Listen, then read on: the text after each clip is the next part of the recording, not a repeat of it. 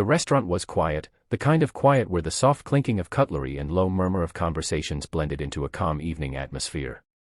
Candles flickered on the tables, waiters moved gracefully, and the aroma of freshly cooked meals floated in the air. But all of that peace shattered in a single moment, when a billionaire in a sharp suit raised his voice so loud, the entire room went still. "Are you blind?" he shouted, slamming his hand on the table. Glasses rattled, and a few customers turned their heads. The waitress he was yelling at stood frozen, holding a tray. She was young, barely in her 20s, her uniform slightly worn but neat. A strand of hair fell over her face as she lowered her eyes, trying to hold back the embarrassment. Everyone in the restaurant expected her to apologize meekly, to shrink under the weight of his wealth and power.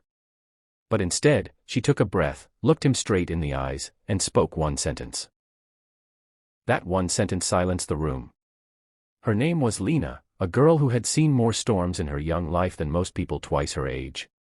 She had grown up in poverty, her father leaving when she was 6, her mother working 2 jobs to raise her and her younger brother. For Lena, taking this waitressing job wasn't just about paying her bills, it was about survival. Every plate she carried, every smile she forced through exhaustion, was a step toward keeping her family afloat. The billionaire, Charles Donovan, was a man known for his empire of real estate and ruthless business tactics. He was admired by many, feared by more. But what people didn't know was that Charles carried his own scars, hidden beneath layers of pride and arrogance. His wealth was armor, and his sharp tongue was his sword. On that evening, Charles had been waiting for a deal to close. His mind wasn't in the restaurant, it was on his phone, on the numbers, on the stress of a world that revolved around profit margins. When Lena accidentally placed the wrong wine on his table, his patience snapped. But Lena didn't flinch. She took a deep breath and said, "Sir, I may be serving your table tonight, but tomorrow I'll still be serving my family with love. Can you say the same?" The words sliced through the tension like a blade. The billionaire froze. So did everyone else in the restaurant. For the first time in years, Charles found himself speechless. The silence stretched on, broken only by the faint music in the background. Lena stood tall, though her heart pounded in her chest. She wasn't trying to humiliate him, she was simply speaking her truth. And that truth carried a weight far greater than the power of money. Charles lowered his gaze, his arrogance crumbling. Memories of his estranged son flashed in his mind, a son who no longer spoke to him, a son who had grown tired of being treated like a business investment instead of family. In that moment, the words of a waitress struck deeper than any boardroom defeat. For Lena, it wasn't just about standing up to a rude customer. It was about dignity. She had seen her mother cry herself to sleep after long shifts, seen her little brother wear shoes with holes because they couldn't afford new ones. She worked tirelessly not for applause, but for love, the kind of love that money could never buy. After an awkward pause, Charles cleared his throat. The restaurant waited, holding its collective breath. He finally muttered, almost to himself, "You're right."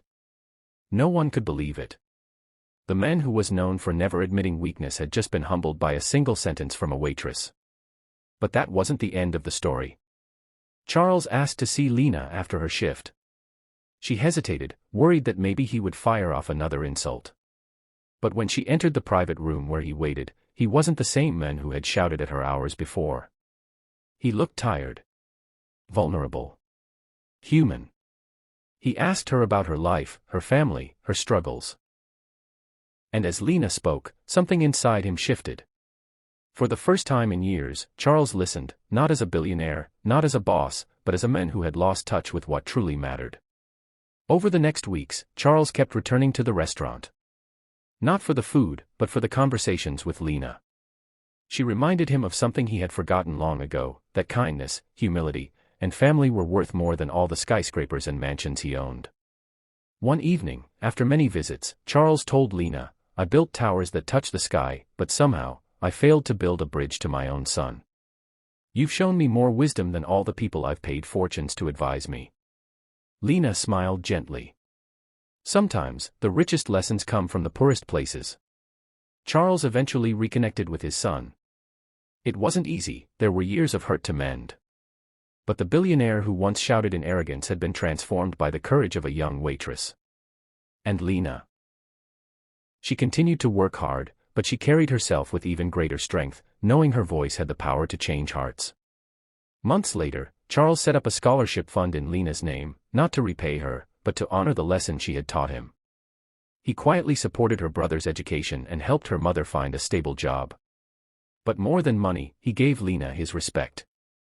The night Charles shouted at a waitress became a story whispered through the city. Not about a billionaire's anger, but about a young woman's courage.